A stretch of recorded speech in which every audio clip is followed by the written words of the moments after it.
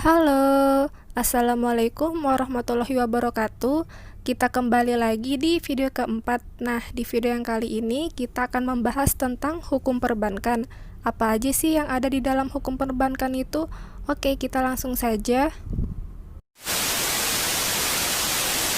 Kita masuk di bab 4, yaitu tentang hukum perbankan. Sebelumnya, bank dan perbankan itu berbeda. Bank yaitu badan usaha yang melakukan sesuatu seperti menyalurkan, memberikan kredit, dan lain-lain. Sedangkan perbankan, segala sesuatu yang bersangkutan dengan bank. Kata bank berasal dari bahasa Itali, banca, yang berarti bence, yaitu suatu bangku tempat duduk. Sebab pada zaman pertengahan, pihak bankir Italia yang memberikan pinjaman-pinjaman melakukan usahanya tersebut dengan duduk di bangku-bangku di halaman pasar. Menurut GMV Stuart, bank adalah badan yang bertujuan untuk memuaskan kebutuhan akan kredit, baik dengan alat pembayaran sendiri dan dengan uang yang diperolehnya dari orang lain untuk maksud itu, maupun dengan jalan mempertukarkan alat-alat pertukaran baru berupa uang giral.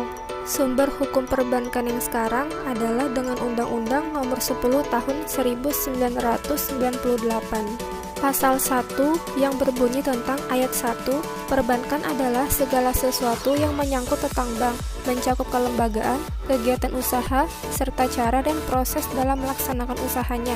Ayat 2, bank adalah badan usaha yang menghimpun dana dari masyarakat dalam bentuk simpanan dan menyalurkannya kepada masyarakat dalam bentuk kredit dan atau bentuk-bentuk lainnya dalam rangka meningkatkan taraf hidup rakyat banyak.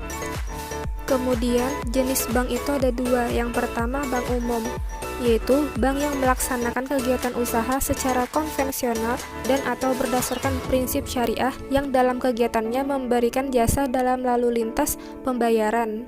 Usaha bank umum seperti menarik dana dari masyarakat dalam bentuk giro, deposito, sertifikat deposito, tabungan, dan lain-lain, menyalurkan dana lewat pemberian kredit, menerbitkan surat pengakuan hutang, membeli, menjual, atau menjamin atas risiko sendiri dan atau atas kepentingan nasabah, yakni terhadap suatu surat berharga. Melakukan kegiatan dalam valuta asing, melakukan penyertaan modal pada bank, perusahaan lain dalam bidang keuangan, atau dalam lembaga clearing penyelesaian dan penyimpanan. Kemudian, bank umum dilarang melakukan penyertaan modal, kecuali sebagaimana dimaksud dalam pasal 7 huruf B dan huruf C Undang-Undang Perbankan. Yang kedua, melakukan usaha lain di luar kegiatan usaha sebagaimana dimaksud dalam pasal 6 dan pasal 7 Undang-Undang Perbankan. Usaha lain yang dilarang dalam huruf C ini antara lain melakukan kegiatan sebagai penjamin emisi efek atau underwriter. Kemudian, jenis bank yang kedua adalah Bank Perkreditan Rakyat atau BPR, yaitu bank yang melaksanakan kegiatan secara konvensional atau berdasarkan prinsip syariah yang dalam kegiatannya tidak memberikan jasa lalu lintas pembayaran. Lalu usahanya yaitu menghimpun dana dari masyarakat dalam bentuk simpanan berupa deposito berjangka, tabungan, dana atau bentuk lainnya yang dipersamakan dengan itu. Kemudian menyediakan pembiayaan bagi nasabah berdasarkan prinsip syariah sesuai dengan ketentuan yang ditetapkan oleh Bank Indonesia. Kemudian menempatkan dananya dalam bentuk sertifikat Bank Indonesia atau SBI, deposito berjangka, sertifikat deposito, atau tabungan pada bank lain. Lalu, bank perkreditan rakyat dilarang. Yang pertama, menerima simpanan berupa giro dan ikut serta dalam lalu lintas pembayaran. Yang kedua, melakukan kegiatan usaha dalam valuta asing. Yang ketiga, larangan yang dimaksud dalam kedua ini tidak termasuk kegiatan tukar-menukar valuta asing. Untuk melakukan usaha tukar-menukar valuta asing, BPR harus memenuhi ketentuan Bank Indonesia. Yang keempat, melakukan penyertaan modal. Yang kelima, melakukan usaha perasuransian. Lalu kita masuk tentang rahasia bank. Undang-Undang Nomor 10 Tahun 1998 Pasal 1 Angka 28 menyatakan bahwa rahasia bank adalah segala sesuatu yang berhubungan dengan keterangan mengenai nasabah, penyimpanan, dan simpanannya.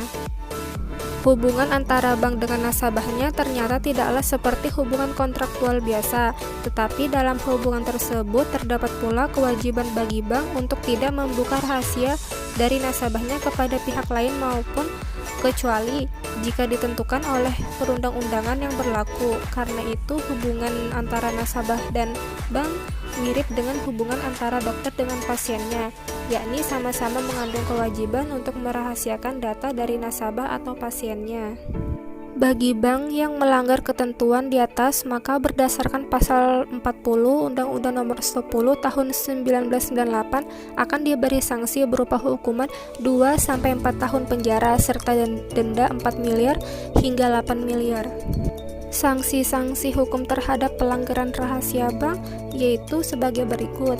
Terdapat ancaman hukuman minimal di samping ancaman maksimal, antara hukuman penjara dan hukuman denda bersifat kumulatif, bukan alternatif. Tidak ada korelasi antara berat ringannya ancaman hukuman penjara dengan hukuman denda. Kemudian kita masuk di prinsip hukum tentang bank berdasarkan syariah. Ada beberapa ketentuan yang menjadi dasar hukum bagi beroperasinya bank berdasarkan syariah.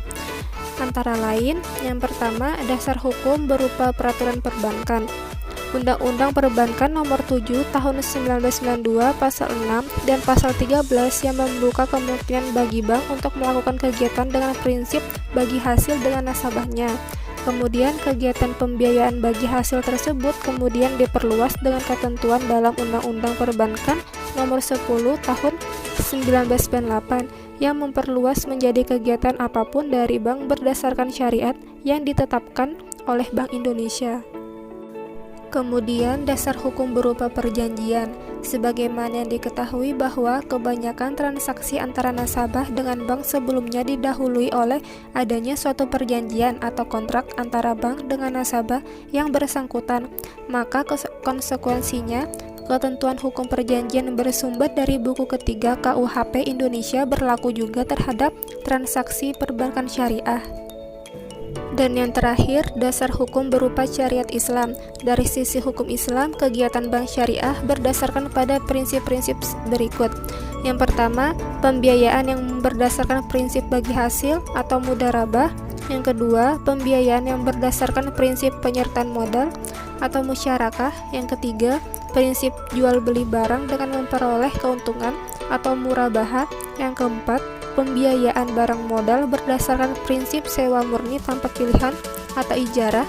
Dan yang kelima, prinsip pemindahan kepemilikan atas barang yang disewa dari pihak bank oleh pihak lain atau ijarah wa iktina.